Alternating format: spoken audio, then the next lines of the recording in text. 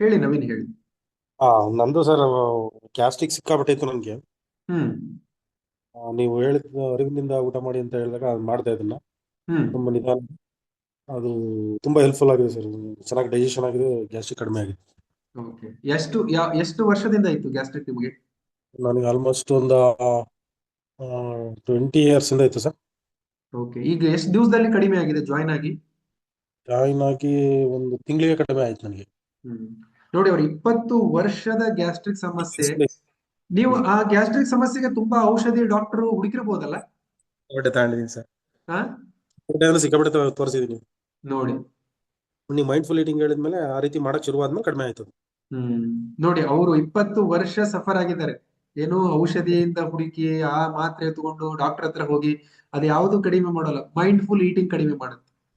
Mindful ಹೌದು eating sir. ಮಾಡಿದಾಗ ಏನಾಗುತ್ತೆ ಅಂದ್ರೆ ನಿಮ್ಮ ವಾತ ಕಡಿಮೆ ಆಗುತ್ತೆ. ನಿಮ್ಮಲ್ಲಿ ಹೌದು. ಸ್ಲೋನೆಸ್ ಬಂದಾಗ, ಸ್ಲೋ ಡೌನ್ ಮಾಡಿದಾಗ ನಿಮ್ಮಲ್ಲಿ ವಾತ ಕಡಿಮೆ ಆಗುತ್ತೆ. ಹೇಳಿ ನಮಗೆ.